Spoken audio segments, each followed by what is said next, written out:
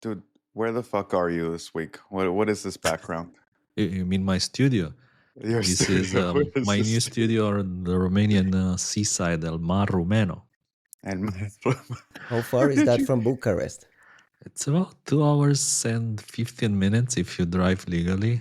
And I know a lot of people who get here like in 1 hour and a half. Not me, of course. Of course not. Of course, you're safe, man. Hello, everyone. This is episode Oh, 34 for of the fuck's Three Body sake! Problem. I'm here with my Hey, friends Juanito and Costin. Costin checking in from some The seaside Romanian Romanian resort, seaside seaside. Romanian seaside. on seaside Valentine's resort Day. in Romania. Hopefully, you were able to patch your iPhone before you got there. Did you get this new iPhone 18.3.1 before you traveled out Got there? it like the second it was released. Let's start right there. This week, Apple. This week is Patch Tuesday, the week of Patch Tuesday. So if you're in the packet mines and you're patching Windows and Packet mines. if you're in the patching packet mines, good luck to you. It's been a busy week. We'll start with Apple shipping a urgent patch for CVE 2025 24200. Patching a vulnerability in iPhones and iPads that allows attackers with physical access to a locked iPhone or iPad to disable USB restricted mode. What Apple confirmed. Let me just say, Apple says they're aware of a report that this may have been exploited in an extremely sophisticated attack against specific targeted individuals. Very clear, precise language that we have not seen before. Costin, what do we think is happening here? Well, this is for sure one interesting patch and one interesting zero-day or exploit from several points of view. On one hand, I think it's interesting this is credited to Bill Marchak of the Citizen Lab at the University of Toronto. Citizen Lab, they are known for having discovered a lot of nation-state sponsored cyber espionage campaigns. And I think that in particular in this case, the exploit was probably used for getting access to locked iPhones or devices through physical access. So since Apple introduced USB restricted mode, which was in 2018, it's extremely difficult and more difficult for people like Gray Key. Gray Key was one of these things that was used by law enforcement to break into locked phones, to essentially access them, to bypass the PIN and get access to the phone. So Apple introduced a USB restricted mode, which essentially is a protection mechanism. After 1 hour of the phone being locked, it simply disables the USB connectivity. So this essentially mitigates potential 0 days exploits of all sorts against the phones, and it makes it essentially way more difficult to get access to the phone. Juanito, Costin mentioned Bill Marshak from Citizen Lab as the credit here. We have not seen a report from Citizen Lab at all related to this. I saw Bill just kind of tweeting a couple of things here. What do we think is happening here? Is this like one of those Celebrite forensics companies? What do we think is happening here? I mean, I assumed in the very beginning that it would be like a Celebrite type thing, just because of the physical access. But to be honest, there's always this. We've always heard about and seen discussion of popping iPhones through physical access, and same with laptops, right? Like you look back at like the Hacking Team suite, FinFisher suites, like they've always had some component where, if you can get physical access, like your evil maid type attack, then you could go to town. And a lot of the time, what we would see with those for iPhones, you're basically looking at can we jailbreak the phone? That's part of essentially shoving some malware in there. But this could just be, you mentioned Celebrite. This is also the kind of thing that you would see in like a normal like law enforcement suite where the typical, right? Like we stopped you at the border, you're sitting in a room somewhere for an hour, they take your phone, and they don't necessarily infect it with anything, but they collect sort of everything from it. And I don't know. This is one of those situations where you look at something like the restricted mode, and similar discussion that we had recently about what's going to happen with these devices that are being locked away in a locker somewhere. And the security measures, like, I'm glad they're there. I wish we didn't have to go this route, because like there are ways in which you go, okay, from a law enforcement standpoint, like the notion of not being able to collect anything from an iPhone, even for like a legitimate case, it's kind of like it's kind of a bummer. But then you remember that the world isn't just run by like cushy, like first world European situations where you have rights, and you go, okay, well, I'm glad Apple is sort of doing something about it. I will just rail against one thing. Like I am looking forward to whatever Citizen Lab report comes or doesn't come. I'm assuming maybe Bill's holding it for like PivotCon or something. But I can't stand this like may have been exploited shit. Like what you're describing, it was exploited. Like it. Just fucking say it. Like just What stops? Do you think this is just legal language of like maybe some liability down the road they're trying to mitigate? Like what's the, I will discuss it again. AMD also had this issue when they're talking about their microcode, this microcode issue no. that Google did the partial disclosure, and it's like a potential vulnerability. They're I, patching it all day and telling everyone, we can't tell you yet how bad it is, right? But it's it's only a potential it's vulnerability. only Like the potential. May ridiculousness of have it is, been. Well, there is a point to saying like something could be exploited when somebody brings you a vulnerability that like some clever person figured out there's a vuln here.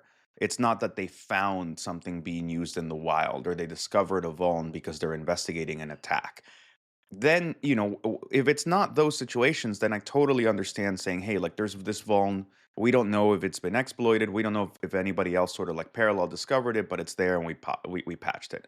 When you're getting a vuln and somebody's basically like Bill Marsak's in the middle of it, like I don't think Bill is sitting around doing like iOS security research like himself, like looking for vulns in these iPhones. Like right? Someone if Bill someone has came it, to him with a device and basically yeah, said, "Listen, I suspect something on this device," and Bill and these guys kind of broke it yeah. apart and was able to figure that out. Apple's I'm language that it was an yeah. extremely sophisticated attack against specific targeted individuals tells the rest of us not to worry about it, or not. I don't know. I don't know, man. Why? Because we're not sophisticated, or Yeah, We're we're not not special extremely specific. We're individuals. not specific targeted individuals. Not the three of us, but just generally. Like my mom and dad is like, okay, this is Mossad or not Mossad things. This doesn't have anything to do with me. Two things, Costin. Are we taking our old phones unpatched and putting it on a shelf for maybe some future forensics or some future analysis down the road? well, I was thinking. Just imagine, by the way, the language. Apple is aware of a report that this issue may have been exploited. Is it that the report says that this issue may have been exploited? And in that case, just imagine like what the reality is. Maybe somebody comes to Bill, and then he's looking into that, and then he reports it to Apple and says, "I think it may have been exploited." And then Apple, what can Apple say? Was it exploited? They don't know. So that's why they may say may have been exploited. I think that's the reason, because they don't have their own telemetry or confirmation this was exploited. By the way, I thought it was maybe a bit unclear the language in the Apple advisory, or what was missing from there. Just to clarify if lockdown mode was somehow kind of, I don't know, protection, or if it made any difference. And by the looks of it, it didn't make any kind of difference. And by the way, it's important to say that this USB restricted mode, you can turn it on and off on your iPhone. It can be enabled or disabled. But if your phone is in lockdown mode, then it's automatically on. You cannot disable it, basically. So whenever you connect a new device to your phone, you need to input the pin anyways. But by the looks of it, and I think this report from Quarkslab, I think it's interesting Yes, I because wanted to pivot to that very quickly. it Our goes friends a at bit right. It Quarkslab goes is a a bit French. through the differences. Let me set it up. Go ahead. Quarkslab is a French security research outfit. Our buddy Ivan Arce is actually the CTO over there. They do some amazing research below the operating system, and they published the first analysis of this USB restricted bypass with like some speculation and some suggestion that they believe they found it in like an assistive, like a touch assistive thing. that warning that comes up that says accessory connected, unlock phone to the accessories, like that touch piece there. They believe they've flagged, like they did some diffing and believe they flagged the patch. What can you share about this, Costin? So I spent some time looking into the blog and what they're saying there, and it's interesting. Like, to me, this assistive touch mode or switch control, these kind of things, they've always been a bit strange on the phone. I don't know if you play with them. In particular, like me, I was playing because I wanted to code a clicker that would play like a game on the iPhone and like constantly click somewhere so it doesn't get disconnected. So you can use this assistive mode for it. It's always been a bit strange. And in particular, what's interesting here is that when this mode switched on, for some reason, Apple was simply disabling the protection. And the other thing which attracted my attention in their research, they say that, the USB protocol is completely disabled, so you can still charge the phone. However, other protocols can be used freely over the Lightning port, and that is a bit scary. In particular, they mentioned the IAP2 protocol, that it can be used for some devices such as, again, Bluetooth style clickers, exactly what I was doing with that as well. So in a way, I'm happy that they closed this. It doesn't seem to me it was malicious. Like the feature that was being displayed was there maliciously. Maybe just an overlook, if you want. But I wonder, just like kind of stays in my mind, if there are maybe more things to look at. Maybe there's more vulnerabilities there. I don't know. It felt like a bit worrying that there are still other protocols which are still available. No IOCs, no telemetry, nothing to help people figure out. Well, maybe my phone was in someone's Just hands at some point, so we're kind keep your of. phone in your pocket. And by the way, we know people who are stopped on border control. Like you say, their laptop, their phone confiscated for an hour or two, and then it came back like everything's good. You can go. Thank you very much for your assistance, for your help, Yeah. and you don't know what happened to the phone. Like, I know a lot of people when they go to border control, they turn off their phones because, like, before first unlock, the phone is a much more solid state, as opposed to the phone being turned on. But at the same time, in some countries, when you go through border control, they can force you to put the pin. Like, And I think Juanito, in the UK. you mentioned this on the last thing when we were talking about the iCloud backup and the importance of having it is the ability to basically wipe your phone right before you go through and then get it fixed. Right. I mean, and I'm actually wondering with Kosin what you're describing of restarting it, right? Like, there's also I think you hit the power button 5 times, and that, It's locked. sets it back to lock. Like, I think Apple's done wonderful things with this. I think the only bit you're missing, I think, is the ability to have an alternate passcode that does something else to the device, right? Like, Yeah. that's the one thing you're missing from Apple's like whole security mechanism here is having like an emergency passcode that you give that to these people, they push it in, and the phone just like fucking Yeah. wipes itself. You're like, No, it sorry, doesn't have guys, right? it may look like it's crashing or something, or it's just Right. like standby, unlocking Yeah. phone standby. Yeah. But by the way, Yeah. like, I also know people who, whenever they were going through border control, they didn't have the codes or the passwords with them, and they had like a paper from their lawyers which said that I do not know the codes to these devices. So whenever they would arrive somewhere else in another country, they would ask for the codes from their And this legal lawyers. paper has some sort of standing all over the world. It's like I can write this piece of paper with ChatGPT tomorrow. I have no idea, and yeah, of course, there's people who just travel with burners, and whenever they go to China or wherever, and they burn the phones when they go back. Everyone on this call should apply this patch. This is not something to overlook. It's a serious security issue, not only like if you're a special person at law enforcement or people might be interested in. I mean, it If is. you're sophisticated or even if you're not sophisticated.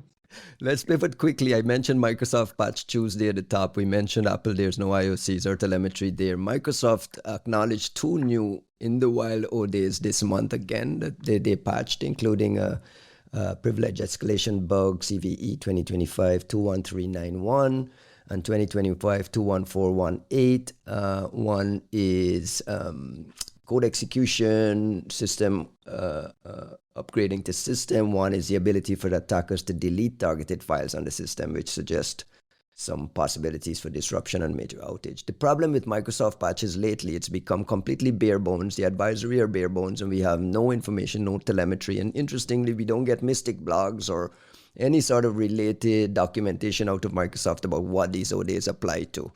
Why do they get away with it when we are fighting for IOCs and CISA doesn't get away with it, for example? Because fuck you, that's why. Like, what are you gonna do, right? Like, what are you gonna say to these people? Like, hey, what the fuck, guys, right? Like, where's the like? Yeah, you're right, but we keep complaining about this over and over, and it just like makes no But difference there are whatsoever. people in Microsoft leadership, John Lambert, David West, and like all these guys have been in the threat hunting world, in the Windows Defender world. Like they're aware of the uselessness of this. I mean, they're aware that if they were on the other side of the coin, having to defend networks, you'd be like clamoring for information to say, hey, could this was I popped by this, or are we gonna sit back and wait for Microsoft to tell us? Like, and this is why I'm like just curious about how Microsoft is allowed to just kind of like skate by, while at the same time proclaiming the Secure Future Initiative and 100 deputy CISOs and staffing and security before features and like. Look, who's gonna tell them otherwise, right? Like that's the world that we're in now. Did we lose Kostian?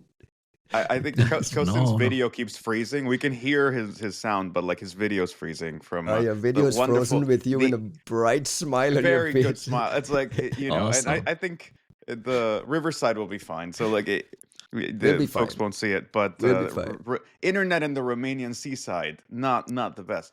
No, why can't I get a rant from you guys on any of this? Because the answer is it's obvious. It's just unsatisfying.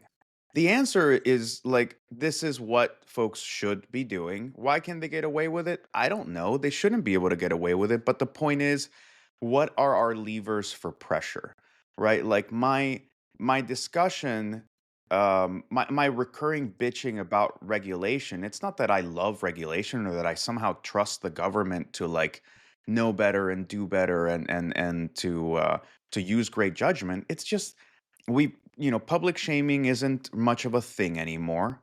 Like that doesn't seem to do a whole lot.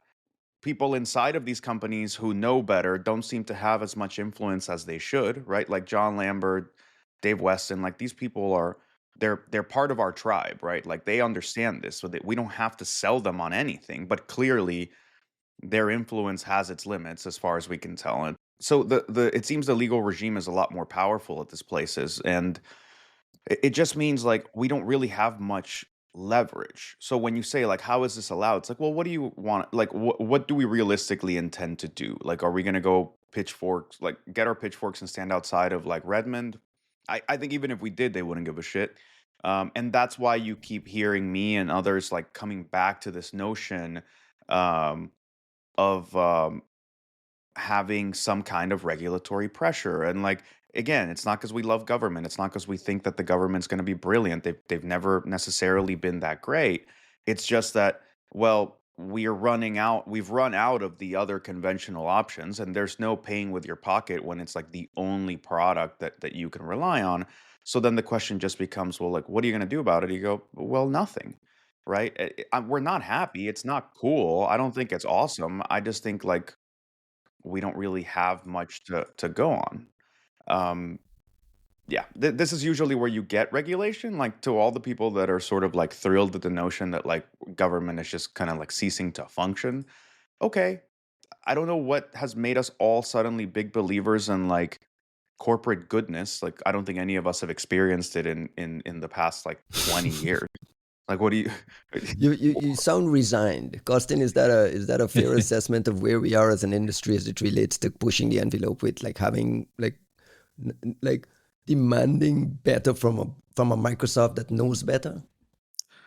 I mean, look, I was thinking maybe there's a legitimate reason, and you guys can hate me for saying that, but I think in the past we've seen cases when the moment that someone publishes IOX for like some kind of a 0 day that, let's say, it was patched yesterday, the bad guys immediately recover the sample or find that, and then they re-implement it, and they still use it because not everyone patched. Now, I would be absolutely fine if there was a blog coming in 2 weeks saying like, "Hey, we have to wait 2 weeks for 80% of the systems on the internet to be patched, and then we'll release more details." Yeah, what is disturbing is the fact that these things kind of come and come and come, and there's like no IOs, no details. We don't know who was exploiting them, how they were discovered, what they were about. Was I affected? Was I like one of those exceptional people or companies who got targeted by this totally unlikely CV 2025 21418?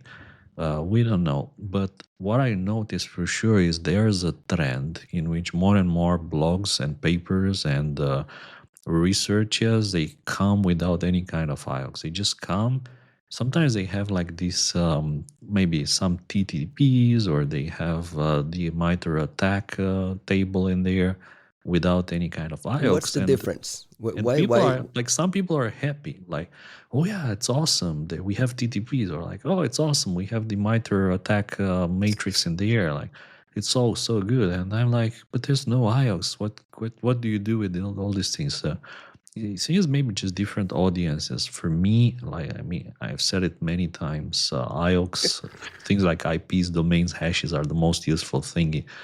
Same for my tribe, or our tribe, like you were saying, people who are digging and hunting things with our cyber spears. I But don't know, dude. Like to that point, right? It's like how there's that like patting ourselves on the back notion of like being excited to have these other like people weigh in.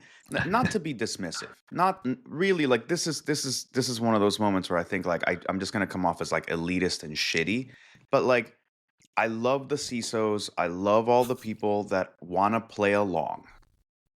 yeah, I also don't give a yes. fuck if they're thrilled that they get MITRE attack bullshit. Like those are Not those to be moments. dismissive, Not to but be dismissive, but who gives a fuck about like what are you gonna we're sitting here going like what are you gonna do with that? And the reason we're saying that is like we're trying to be awful nice about the fact that like not only can you not do anything with that, but the person who's happy could not do anything about this, period. Period. Full stop. And somehow we still care about their input about like whether they get like a warm and fuzzy about having MITRE attack bullshit. In those moments, you go, frankly, we love you, bro, but like this is not your moment. Like this isn't really your area. Like you need to be informed by what the folks on our side do. And when the folks on our side are going, we can't do shit with this, you shouldn't come into the conversation to say, but I like the MITRE thing. You're like, bro, stop. Stop. Like there's a lot of this kind of like pageantry shit going into all these reports now. And like I'll say it even from like a product perspective, the amount of effort and work that all these companies are putting into giving you your MITRE attack crap. Like I'm not saying that the PMs were going to use those resources effectively otherwise, but they sure as shit are wasting them right can now.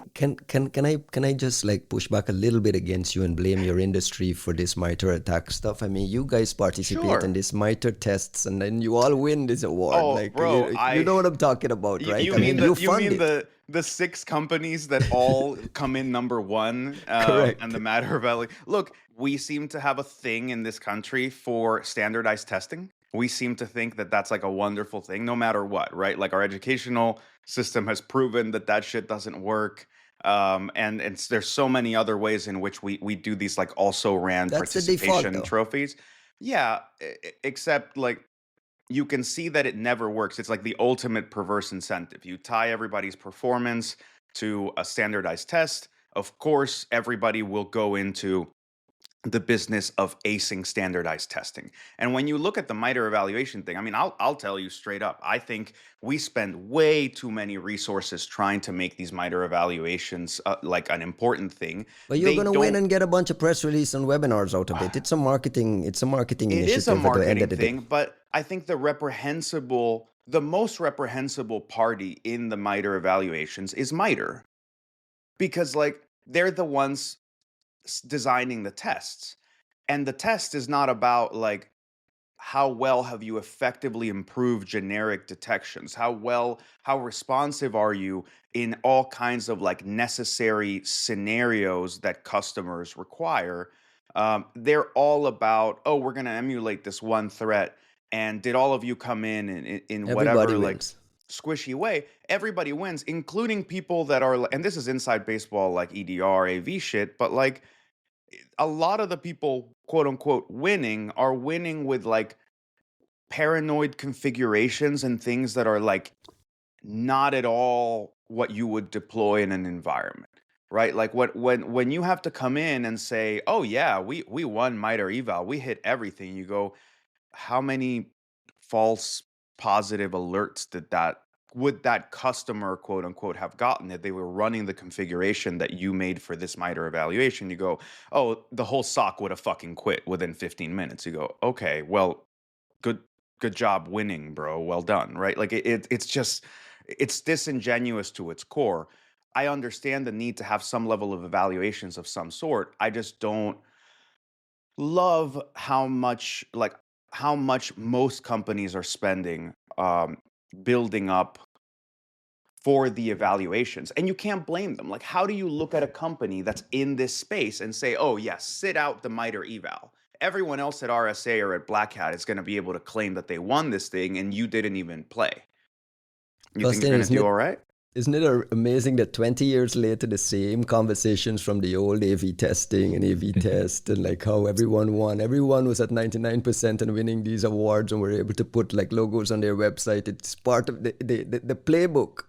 And I don't want to call it a scam, but the playbook and the cycle continues year after Nothing year. has It's changed. crazy.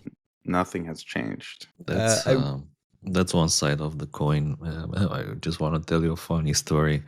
I remember like so many years ago, one of my friends was working in a SOC. So whenever a blog, somebody wrote a blog or published a paper with IOX, I was so happy. I would manually go through the blog, read the blog, extract the IOX, write the error rules, and so on.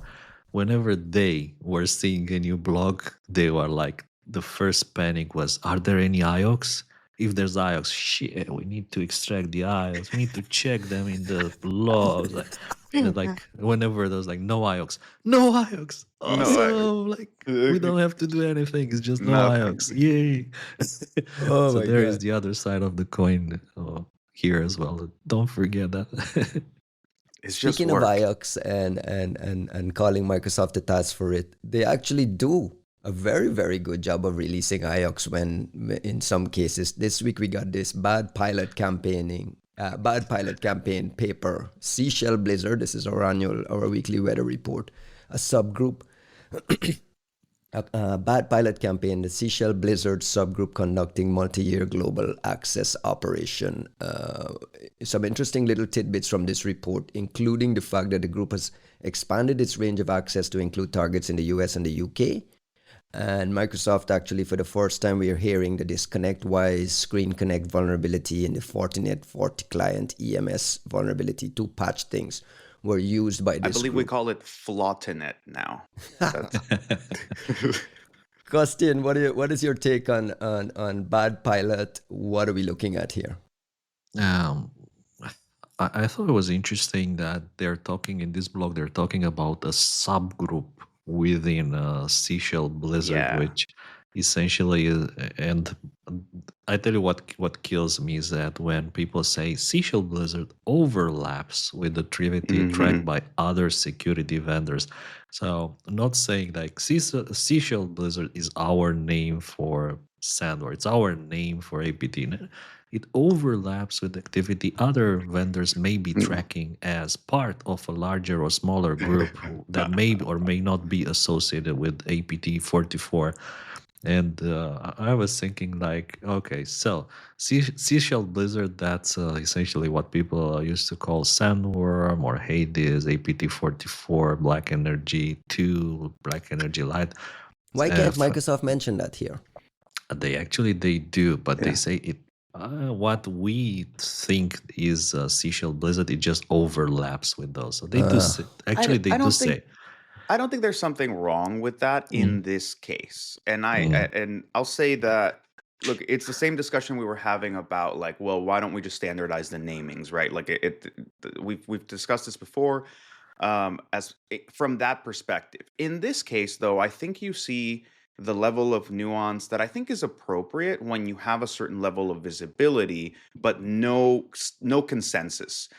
Which is to say like Mike credit to Microsoft and Mandiant, they have been having much more nuanced discussions about some of these complex Russian groups, where the discussion, what it ends up revealing is that from their point of visibility, Mandiant and Microsoft have started to look at some of these uh, big staple Russian groups and being able to say, well, yes, this is APT whatever, but they seem to have four subgroups. One of them is doing access operations, mm. the other one does the lateral movement, there's one that's developing the exploits, there's one that's sort of managing the long-term intrusions, stuff like that.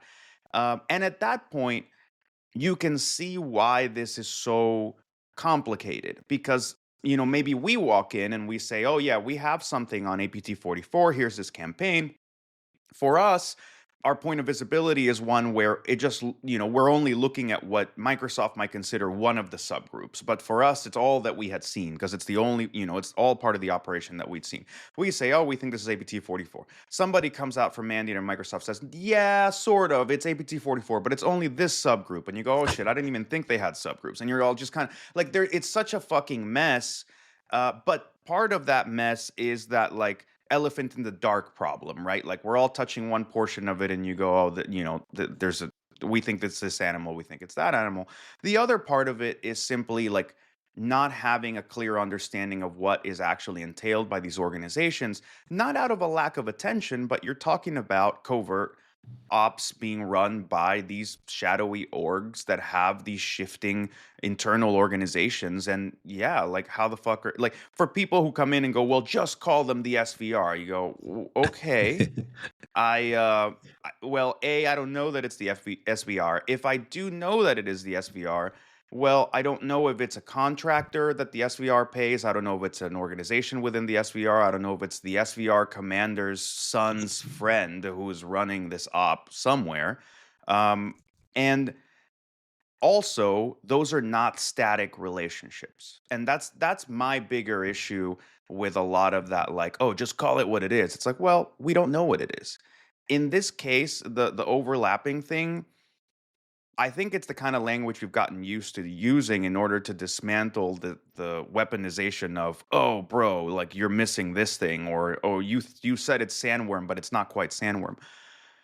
Sure, but there is something substantive behind it, which is stuff like this. Like now, like I'll talk to folks over at Mandiant, and like when they talk about Turla, like Dan Black has become such a great like resource for like what some of these Russian groups are doing. He's been doing these great talks over the past year, and to his credit, I keep going to, I go a lot of the conference circuit, and then I'll see Dan Black come on stage with someone else at Mannion, and I go, oh, this must be the same talk that I watched like 2 months ago.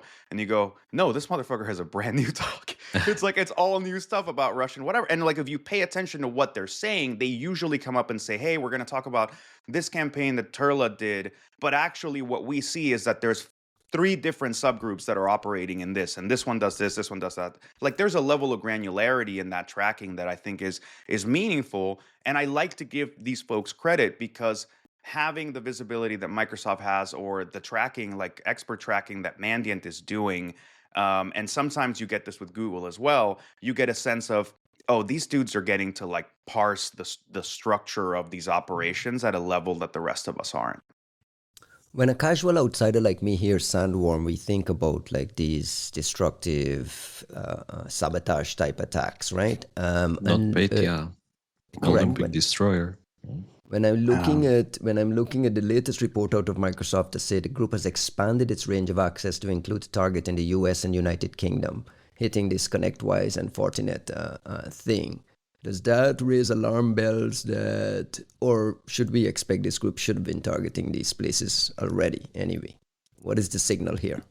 To me, like if you ask me, what is always interesting about these groups is they have both the regional and the temporal, so like a spatial and the temporal focus. So the regional or the spatial focus sometimes it's like the same, like they constantly. I mean, they've been targeting Ukraine for a decade, right? Or they've been targeting specific events, right, for the purpose of false flag. But another thing which is constant with them is the fact that their temporal focus changes like constantly.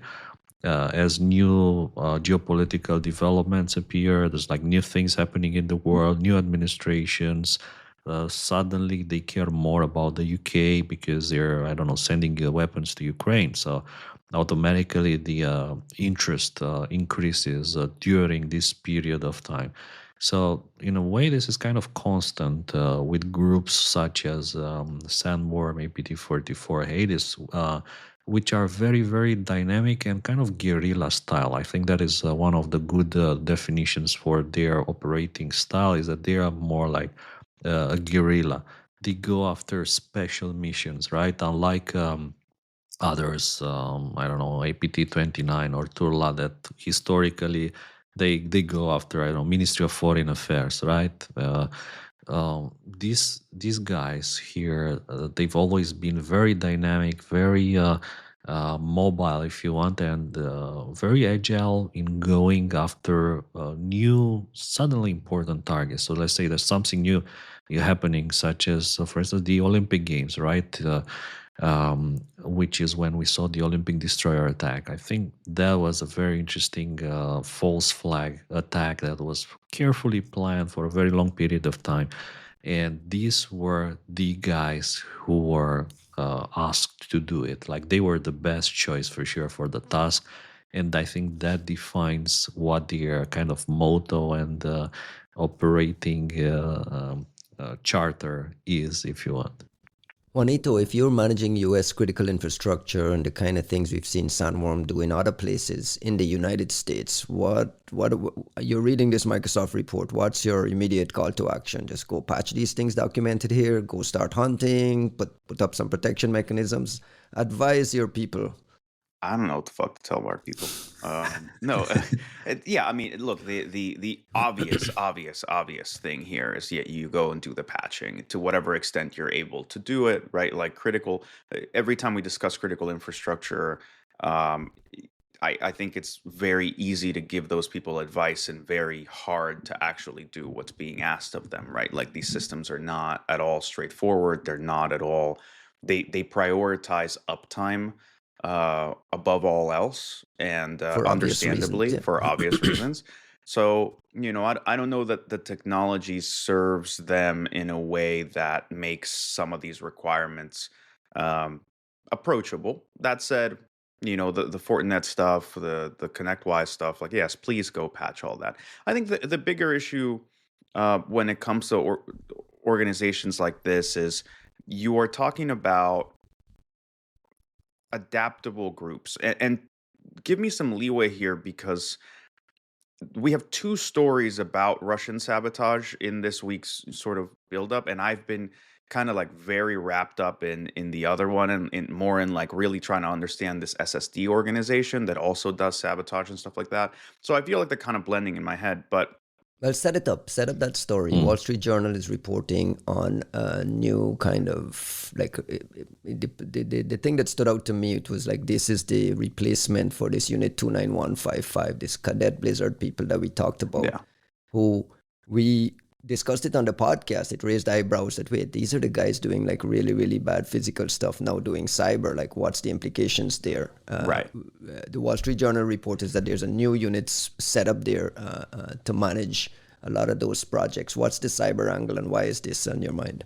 Well, I think it's very interesting to see this organization sort of pop up. I'm hesitant to say pop up because I'm just catching up to this thing existing, right? So like the first thing I did was run like a couple of deep research queries and like shared with you guys because I wanted to kind of understand the bulk of what's out there. How much of this is, well, these folks have been successful, so now they have a name. Now they have like they well done, comrade. Now you have an org, right? And because you proof in the pudding, your unit showed like how much you guys could do. So obviously, when you have a winning horse, you figure out how to like invest into that and make it sort of greater.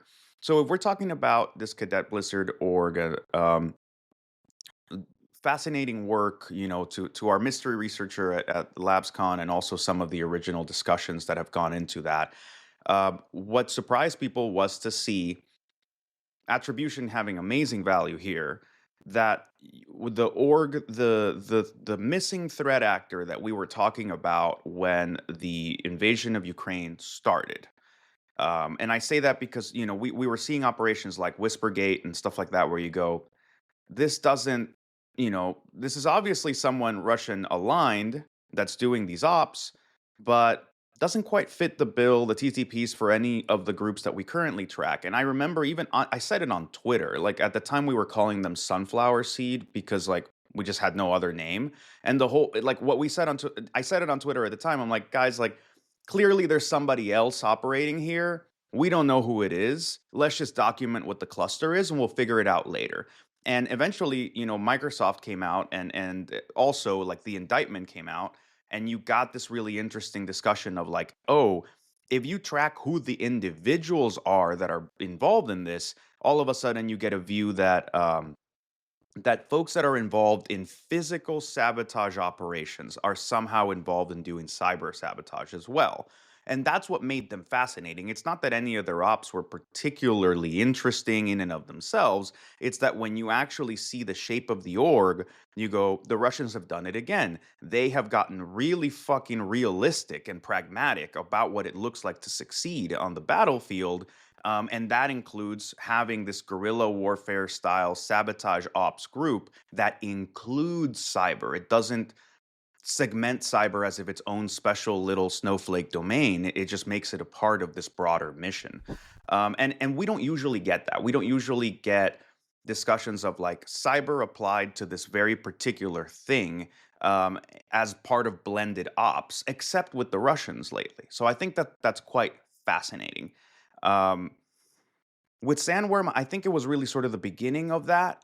Now what we're seeing is that that being blended more into just what seems to be Russian mentality of war. And we saw that with the information operations first. That's what kind of blew people's minds in the beginning of you go, look, the Russians are like starting this hack and leak playbook and all this stuff. You go, interesting, right? For them, notion of warfare includes all measures, including information operations, including like this sort of like demoralizing ops, including making people, lose their minds and start to think all kinds of dumb shit based on like social media influence. So I think that's where we got some of the first signs of just discussions of how different their mentality of war was and how that was showing in cyber operations. Now we're going another step further, and you go, well, sabotage also a part of this, and what are the enabling and whatnot. I think it's much more interesting. Sorry, like just to wrap that up, it's much more interesting in this SSD discussion because when you start talking about this new org, this SSD thing, the sabotage ops are like, blowing up DHL planes and like, it's like small and big, blowing up, like trying to weapons manufacturing in Eastern Europe, hiding weapons caches inside of other, like these dudes are very much like the guerrilla component for like enablement and disablement ops in some really interesting contexts. Costin, are we going to start seeing like a lot of these physical things starting to get blended into threat intel, cyber threat intel reports? Are you, as a threat Mm. intel researcher, paying close attention? Like when you see this SSD group, I don't want to say pop up, but we see the reporting starts to appear on some of their activities over the summer and so on. I mean, is that something you, as a cyber threat intel researcher, pay close attention to, or are you focused just on the technical paleontology of the thing? Well, I personally I pay a lot of attention to whoever combines, let's say, traditional human capabilities with SIGINT capabilities, and when they do that, through sending agents on the ground, like physically, to either go into a building, drop an USB key, do a Wi-Fi, I don't know, hacking attack. All these things, in my opinion, they kind of complement each other, and they boost the group's capabilities more than just double it. It boosts it like an order of Efficiencies, yeah. magnitude. Having the ability to send someone physically, send someone there with the laptop, with an antenna, with a stick, even with like to plant a Raspberry Pi. These capabilities are formidable, in my opinion. Of course, they may be limited nowadays because it may be more difficult for Russian citizens to travel in Europe. Like you need to get visas and all these things, and I guess there's a lot of eyes on them, so maybe the movements are a bit more difficult. But I think, on the other hand, these sort of capabilities are the future. Combining SIGINT together with people on the ground, let's say, supported by artificial intelligence in whatever they're doing there. So being able to reevaluate the situation very quickly and let's say reformulate their strategies, their attack strategies. I think this is the future. Pivoting quickly to a new O-Day report out of Rapid7, Stephen Fewer published a paper on a new zero-day vulnerability in PostgreSQL that appears to have been a critical component in the chain of attacks in that BeyondTrust remote support product breach that hit U.S. Treasury. It appears to me that the trove of ODs available to these attackers just is so wide and so connected that it's almost impossible to be fully protected from these things. I mean, you're an organization and all your products are OD'd, and one is OD'd connecting to the other one, and you start to see the US government getting hit. Starts to feel almost helpless. Juan, is that a general feeling you get from defenders that in the spate of all these OD attacks and everything being owned, and the availability of zero days not only to nation state groups and sophisticated hackers, but like ransomware pen test guys, it feels helpless. Help me understand how you view it as a defender helping organizations like just deal with this shit. I think it's easy to feel helpless, understandably so, mostly in that stuff is overwhelming. But I think the true helplessness comes from a misunderstanding about what we're trying to achieve, and thinking about security as a binary state of being, right? You're either secure or insecure. It gives folks this false sense of the war being lost at all times because security has not been achieved or maintained as a perfect state of being. Sounds like And reality. well, it sounds like reality if you are intent on being very harsh on yourself and not necessarily being all that, um, not setting yourself up for success. I think the reason that I tend to be very dismissive about concerns about O days, for example, it's not that I don't care about O days. It's not that I don't think that O days are not helpful or important. It's that I think focusing on O days or focusing on specific components is only really useful when you're trying to make prioritizing decisions about specific capabilities and specific security posture. But okay, you got popped with a 0 day, was the initial entry vector. There's nothing you can do about the 0 day. Okay, fine. And tomorrow there will be a different 0 day that's going to get them in. When you get to a certain point of maturity in the discussion, it the entirety of the discussion is a matter of how much can I turn my network into a denied area space for operations? Think of it the way that you would if if you're at the CIA and you are working the North Korea desk is a very different one than the Spanish desk. It's a very different one than some random country. It's not denied area. And I say that because walking through a Western European country and trying to do covert ops is is comparatively fun compared to a place like North Korea or Russia where everything is heavily, heavily, heavily monitored. Everybody's kind of on the take in some way. The whole place has cameras. Everything is, you have, it's difficult to get in and out. It's difficult to bring in materials. It's difficult to get things out of the country. So denied area ops are particularly nerve-wracking because the terrain is hostile to what you're doing. And I think that's the mentality that you want to take on for network defense. The point isn't that people should never be able to breach your border. The point is that once they've breached your border, they should be anxious about being there. They should be anxious about looking over their shoulder. They should be anxious about approaching another human being. It makes it so that every move they take has to be deliberate and careful. And that's, landing it back on the technology side, it's why we emphasize visibility, telemetry, out of band collection. The whole point of it It's is very, very expensive set of things that isn't necessarily available to anyone, basically. nobody said security was for the poor. Nobody said that like you were just gonna have like look, I'd love a world where our technology is designed in such a way where everybody gets access to a nice like root of trust in computing and logs that are unalterable and like it's But that's what we should be aiming for, because we're I living in a world where like it's a free for all, Costin. I mean, bro like, I agree with you. Just say that to the ecosystem maintainers, not to me. I want the telemetry everywhere, right? right? I mean, the cost of security is prohibitive. I mean, I was looking at the conversation earlier this week about VirusTotal pricing, for instance, like their pricing tiers. And this is just for VT hunting with like how many Yara rules you can run and how many retro hunt or whatever the language is there.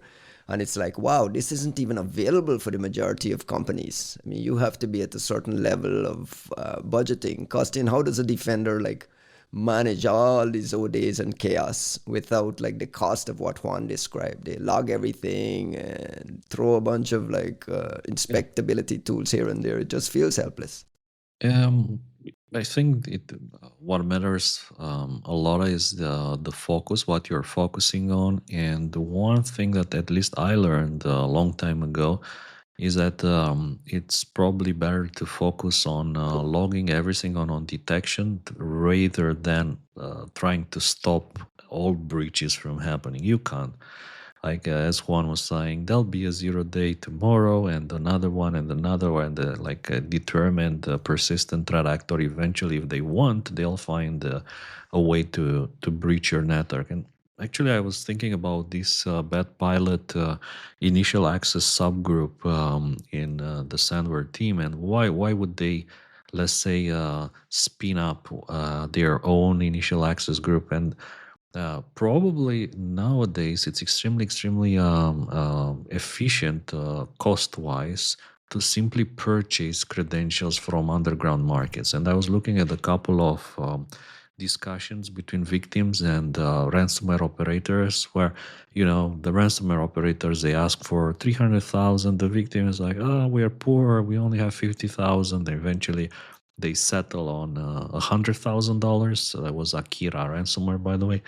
And after they pay 1 Bitcoin, the ransomware guys actually explain how they breached the network. And we don't know how we got in. We just bought credentials to your network from a forum, and from there we dumped hashes, like, and so on and so on and so on. And I was thinking, like, a big part of the issue is this initial access, and the fact there's an ecosystem with different groups selling credentials up to the point you don't even know how you were breached in the initially in the first phase. And why would you spin up, let's say, your own group when there's credentials for everything out there? I think the only reason for that is, well, actually two of them. One is that in some cases you can't find credentials. Like we need to get into this place and we can't find anything. Like there's no initial access. So we need our own guys to try to breach it. And I think too, there's also a risk whenever you buy initial access from a forum. There's someone else in there as well. It's not just you. Like you're happily doing your stuff, and then ransomware drops. And like for a nation state sponsored attacker, that's a nightmare scenario. They were like nicely collecting all the data. They were so happy stealing information, documents, emails, and then like these guys come and they encrypt everything, and suddenly it's all lost. So that's, I think, why you need the initial access teams. But nevertheless, they all focus on the same issue. And the problem is that you can't predict like when access to your network will be available to other people. What you can do and what you can focus on is catching them when they start activating Mimikatz, NanoDump, these kind of tools in your network. Juanito, you got a closing thought? No, no, I think Kosin's sort of nailing it in that. And frankly, like what I'll say is this, since you keep sort of blaming my industry and us, like Somebody's got to do it. yeah, no, you're right in blaming and looking for somebody to blame, but I think rather than being like just lamenting the state that we're in, I would like to emphasize to folks out there with time, money, intelligence, so on, health at the same time. Look, this is precisely where innovation and products have their room to play. The big developers for security are too sluggish, they're too entrenched, they're too caught up maintaining big monolithic projects and products. And this is why there's room for innovation, mostly in the productizing side of things. Like I was having a discussion with Gabe Shapiro yesterday about sort of like AI strategy and where all these things are going and how much people get caught up looking at OpenAI and looking at Anthropic and these other companies and saying, well, but they're going to run the game as far as AI goes. And you go, sure, they're gonna run the game as far as like building these engines. But the productizing side of it is one that they're neglecting completely because they know it would just slow them down, right? Like they're trying to win at that. For me, from the perspective of everybody else in the market that's just sitting around going like, well, what do we do? You go, well, they're not doing the product end of it. Let's go take advantage of everything they're building, take advantage of everything they're doing, and productize it and operationalize it in a way that's accessible to people. And that alone will make you successful as long as you're iterating fast enough, as long as you kind of have good sense on your shoulders. I think security needs to adopt the same mentality. It's arrayed against that right now because of the way the investments work, because of the way that the consolidation structure has taken us. But think of it this way, right? You have something incredibly successful like VirusTotal. VirusTotal is fucking great as a service. We all love it. However, it is now owned by Google, and Google measures its success in like multi-million-dollar deals. They measure their success in like GCP accounts that are 8 figures at a time, which means that VT will continue to raise its prices, and essentially, it's like it's a private equity type of success play. You keep alienating your customer base because you keep becoming more expensive, but ultimately you round up the I don't know 10% or 20 or 30 or 40% of customers that can be paying you those sums, and you don't really care about the people that can't afford it. Now, what that creates is a land of opportunity for somebody to come in with their own version of VirusTotal and say, "Oh, no, we're capping the price at 300,000 a year. We're not going to do this to you. Like, we're not going to raise your prices. Yeah, it's not the same data set as VT had, but you have 90% of the features." And that's what that's what the free market is supposed to do, right? When someone stops serving the needs of somebody else has an opportunity to pop up and say, "I'll do it for you at this price." Um, because of the level of like consolidation we're at in this market, you get none of those responses. You don't get the second mover or the third player or the random company that says, "Oh, we're happy just addressing this proven market that's here where there's all this money." And that's why this is a very long-winded rant and a way of basically trying to convince people to take on more lifestyle businesses, quote unquote, in the security space, to actually create things that have already been created and that you think you could do better at. And there's nothing better than having a proven market. There's all these customers that have money. They're just not willing to pay the levels of money that the incumbent is willing to charge now. And that's without even talking about innovation, right? There is a lot of innovation already. There's a lot of technology that's become cheaper. There's a lot of capabilities from cloud providers and so on that you could be leveraging.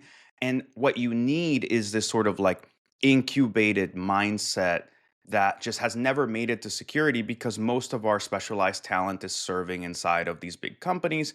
And frankly, the VCs are fucking up by waiting for security autists who just so happen to feel like becoming business people and just so happen to be agreeable enough and know how to like do this, and they want to learn how to invoice, and they don't mind figuring out accounting, and they don't mind figuring out the legal part, and they don't mind the branding, and you're like, dude, just set up a consultancy that does all the business side of it and enable these nerds to walk in and go, this is my idea, this is my POC, this is how I think it should work, this is where the business is. And then you handle all the business shit and you give these people proper equity. And then you build up all these services offerings and product offerings that people really want, that teams like mine are ready to pay for which there are no offerings because every company has gotten swallowed by Cisco, Microsoft, and Google, and so on. So there's nothing for us to buy. Never stop ranting, my friend. Especially after you had nothing to add to the conversation. We're starting to run out of time this week, so I wanted to just pivot to a story that I felt kind of flew under the radar and super, super important is this AMD microcode signature verification vulnerability discovered and reported by the Google security team. This is a team that Tavis and some of Google's best researchers are on. The interesting thing here for me is that it's only partial disclosure because of how severe it is. And the timeline, the reporting timeline. Google reported it last September. It was fixed December 17th, and private fixes started going out to users. It was disclosed on February 3rd, but we still will not get any additional details until March 5th, 2025. Costin, why do you believe this went the partial disclosure route? Can you help folks understand the implications of microcode, the ability to essentially downgrade microcode? Yeah, I guess, well, first of all, maybe before anything else, we should clarify how severe this is. And you were saying like this is very serious. In order to be able to load this malicious microcode patches, your code needs to run in ring 0. So like not in a VM, but like the true, real ring 0 if you want. And that already means, if you ask me, for a malicious actor, it basically they have full access to that system. So what they can do when, let's say, they have ring 0 access and they can load these malicious microcode patches, they essentially could maybe Trojanize instructions. And they give an example here where they sabotage the CPU hardware instruction for generating random numbers. And essentially compromising that instruction means that pretty much every single virtual machine on that machine that relies on random numbers is compromised. So potentially traffic could be decrypted, SSL traffic could be decrypted, any kind of private keys which are generated on that machine will be compromised. So the potential here, I think the impact is that the consequences are kind of unpredictable. So when an attacker has the ability to rewrite the microcode, essentially the code that runs the code in your CPU, so that defines the behavior of how CPU processes instructions in your computer, the impact and implications can be unpredictable. So an attacker with this kind of access, they could potentially sabotage things at such a level that is either undetectable or very difficult to spot. And I don't know, Really potentially undetectable too, right? Like any sort of traditional tooling is just impossible to even. Just imagine that they create a kind of a backdoor into microcode, which they later exploit through the network inside a virtual machine. You could say Yeah, but like, why aren't they just infiltrating into that machine directly? There can be situations, when a certain, let's say, enclave or a secure enclave, you can't directly inject into it. But on the other hand, you could sabotage the microcode, and that means that any kind of server or web server or VPN or whatever running there could be sabotaged. Again, I think, if you ask me, this kind of this vulnerability basically, and the exploitation for this vulnerability is not something that your typical average ransomware gang would care about, or even like typical APT. But this is like the kind of vulnerability only the most sophisticated APTs out there would care about, in compromising the underlying security of the internet. My main guess here would be just to sabotage SSL connections, encryption, so they can, by tapping the internet traffic worldwide, they can decrypt encrypted connections. So that kind of level, that is the level we are talking about here. One, you touched on it just a second ago when you were talking about like this perfect world of root of trust, right? This here is compromising confidential computing at the core, like Costin described. Why isn't this a bigger story than it is? I have no idea why it isn't a bigger story than it is. At the same time, I think, well, I think the explanation is simply we're getting tidbits right now from the folks that have sort of discovered this, found it, and sort of giving the sense that like they need some time to Get patch fixes this stuff patched. I and mean, get fixes are fixes starting out. to go out, yeah. Yeah, so of course, like there's almost this artificial sense in which it's being sort of depressed as a release. I think the other part of it is this is a very big deal, but it isn't necessarily a consumer approachable big deal, right? Like this is sort of like the bigger players need to pay attention and do something. And with similar like CPU vulnerabilities in the past, it's been really interesting because the headache and the cost tends to affect the bigger players, like folks that are like running clouds, for example, and all of a sudden you get a patch for a security vulnerability, but apparently it means that like you now have a performance hit that you need to account for, where like your ginormous cloud of 4 billion Linux systems now has to account for like, yeah, in order to be secure, there's a microcode patch that means that you now take an 8% performance hit. And so those sorts of things are just not easy to grok and to apply and to approach from the perspective of the average consumer. They're a bigger issue for like the big cloud providers and folks that have to run these mega systems, but they obviously matter.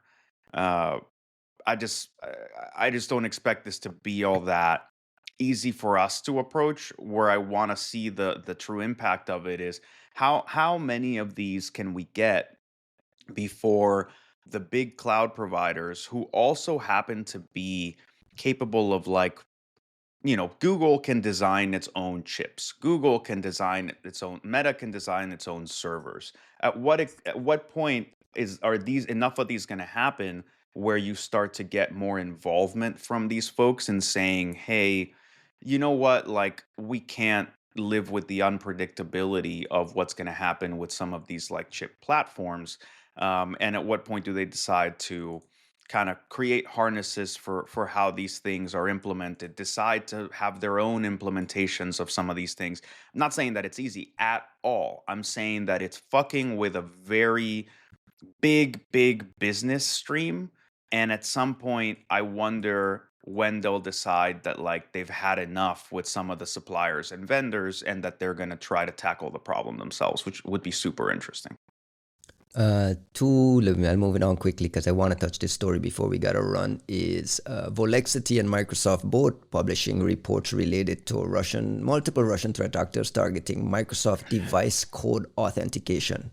Apparently, it makes phishing almost unrecognizable. Costin, what is this device code authentication, and are you tracking this carefully? I didn't get to this one, so I'm actually really curious. Like, what's the deal?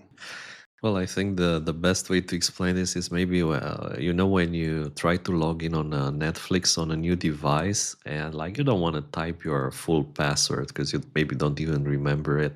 But there's an option, right, for them to send you a code to one of your existing devices, and then you just type like a 4-digit code and you're authenticated. Like that's fine. So Microsoft, they have the same option for Microsoft 365 accounts where you can theoretically just log in very easily into things like, I think it was designed for things like TVs or smart devices where it's difficult to type like a long password, right? So all you need to do is they mail you one of these codes or they just send you the code to one of your authenticated devices, and then you just need to enter this short code to essentially authenticate. And it's true that I was thinking like in the past that this is kind of dangerous technique because it doesn't follow, let's say, the typical method or the typical way that people think about authenticating. So let's say you want to log in into your account, you need to type in your password or the 2FA code, or you need to touch your hardware key. In this case, like you don't need to basically do anything except typing like these super short codes that have been mailed to one of your devices.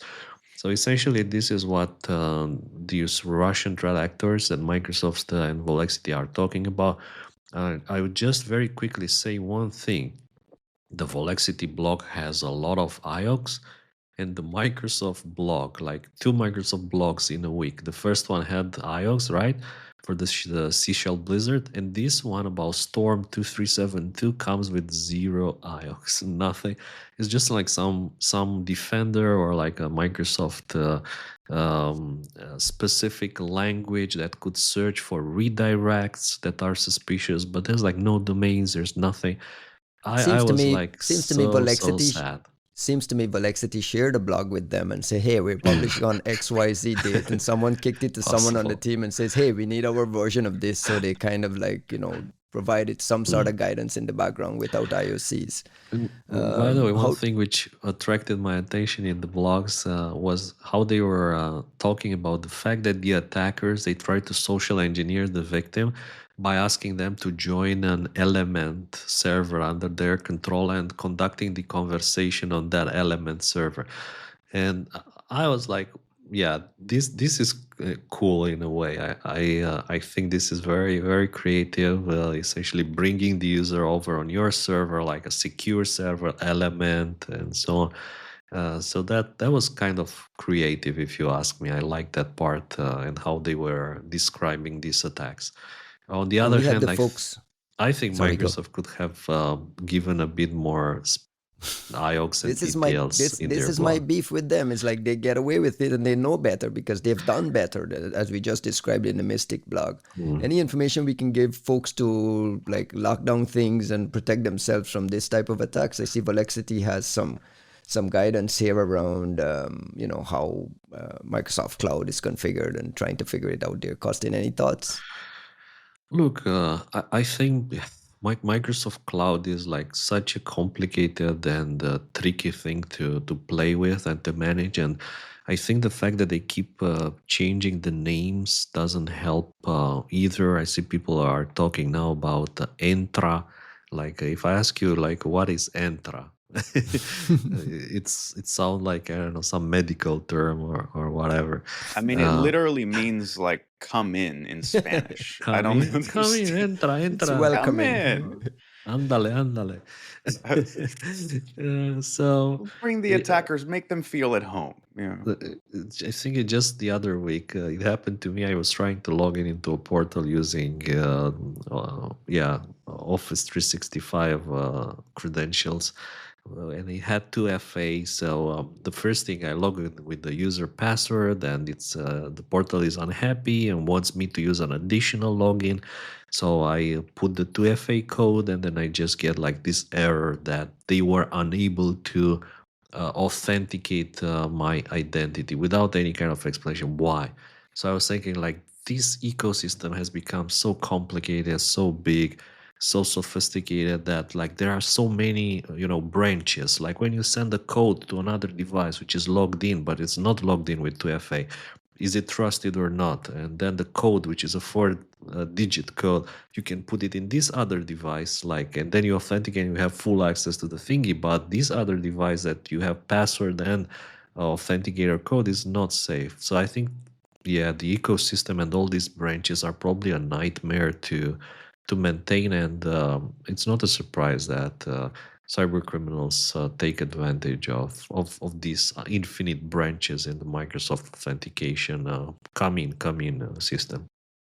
I think that it's a way in which you will one of the ways in which I think we can be sure we are never going to get better at some of these situations is complexity, right? Like to be honest, like it's the most basic.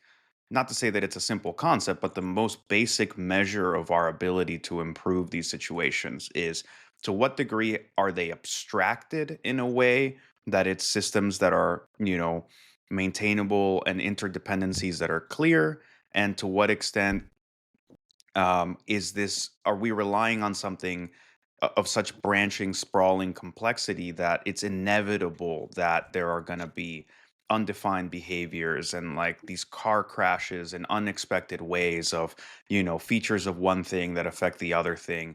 And in that sense, it's why, like, you'll always hear me praise sort of like the Google engineering paradigm, and not speak very highly about the Microsoft engineering paradigm, because you can see sort of the difference between an organization, speaking to their strengths and to their positioning, right? An organization like Google that has allowed itself to embrace abstraction and software engineering excellence by virtue, but doesn't give a flying fuck about enterprise, doesn't give a flying fuck about maintaining like services over time. It's like very sort of like alien and not interested in how humans you want to use the tech, but it means that the engineering level is quite amazing.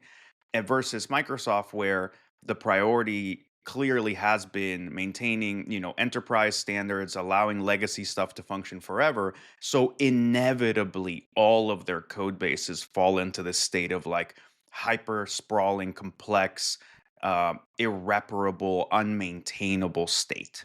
And that's why what you see is like the projects kind of have to get restarted, and they end up having to find some way to like still do the legacy thing, because no one at Microsoft has the balls to just say, oh, we're not going to support this thing anymore, period.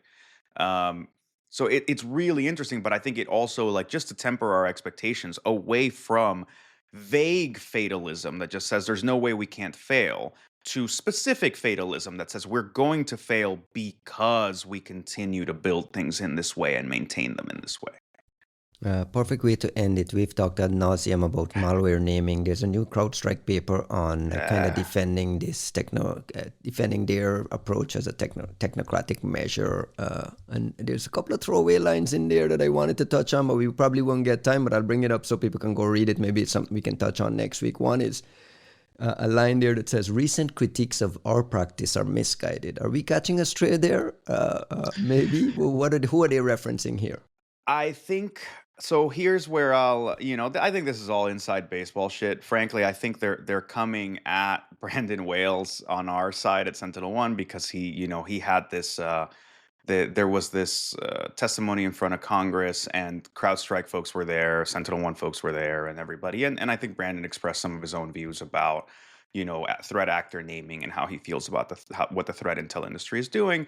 And CrowdStrike, I think, is sort of like coming back and sort of slapping us in the mouth of saying, well, oh no, this is sort of the standard thing. This I is think how you two everybody's companies operate in everything, everywhere. It's just like dueling SKOs Yeah, and like, exactly. it's like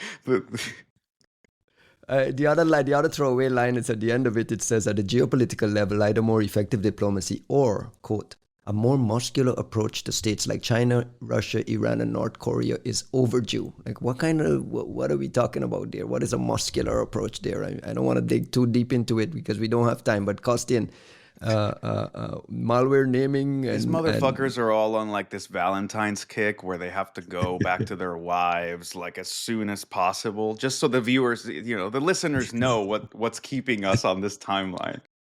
This muscular approach, Costin, what is CrowdStrike asking for here?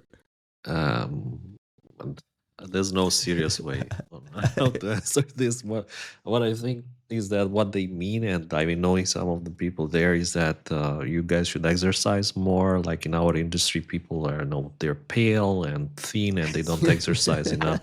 You need to get out more. Get more Weight muscular. some Properly lifts, take tanned. some Yeah. steroids, take some proteins, like Buy a scattered spider skateboard. Go outside and things will be skate. better. I mean, watch some Arnold Schwarzenegger movies from the 70s, like Commando is ripped. one of my favorites.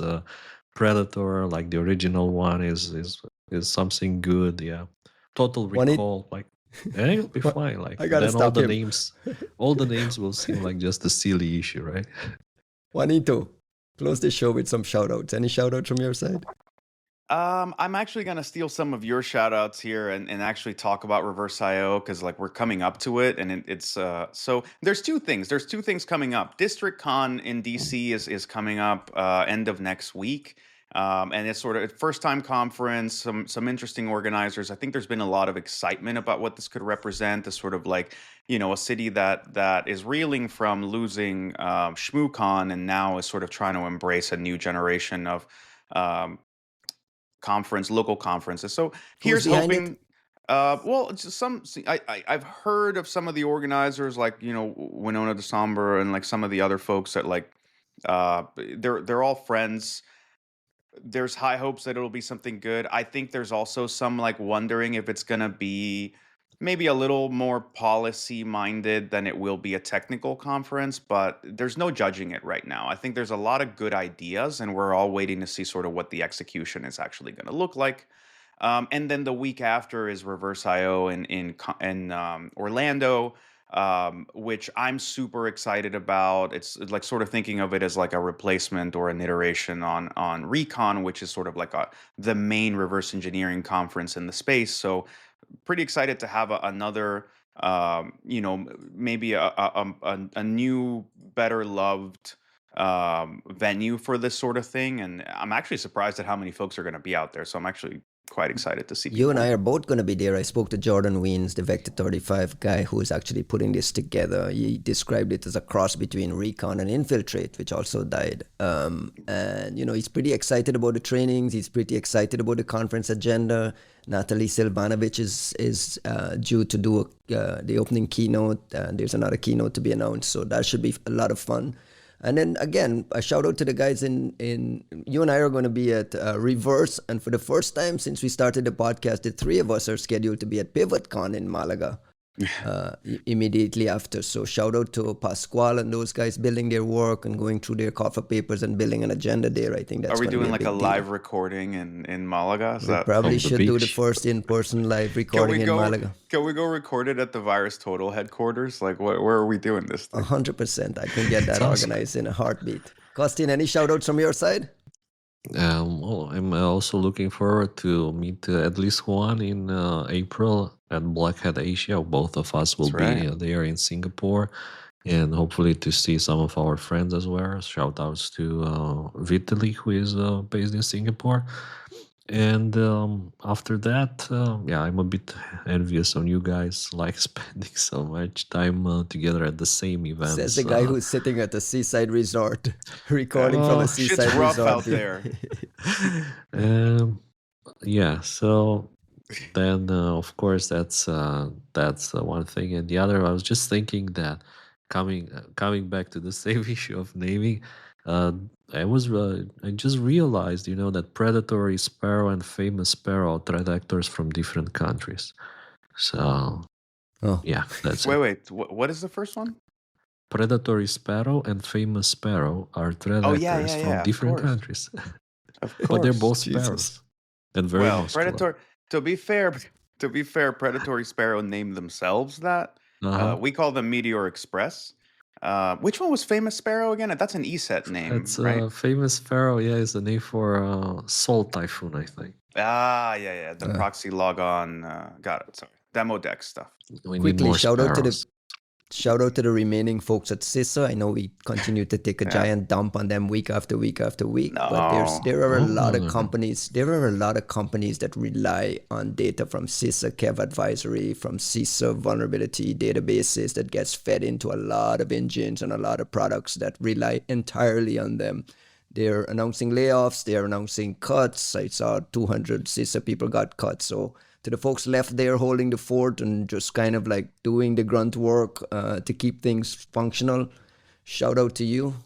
Have yourself a Dave great Stern, weekend. Jordan, you guys all know who you are. Good work. But yeah, I guess now we can become like the CISA, the CISA fans podcast of like the people that are actually like sticking it out and trying to do some work. Dude, I mean, on that front, people in NSA, CIA, FBI, like I know we're extremely critical, but the patterns have kind of changed, and these folks are whoever remains, they're living with an insane degree of uncertainty right now, whether you agree with their mission or not, whether you like what's happening in Gov or not.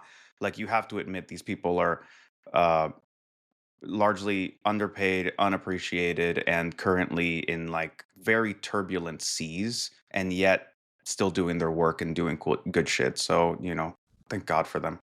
Perfect way to end it. Have yourselves a great weekend, everyone. Juanito, Shortest Costin, fucking episode ever. Guys, cheers. unbelievable. Later. Happy Valentine's Day.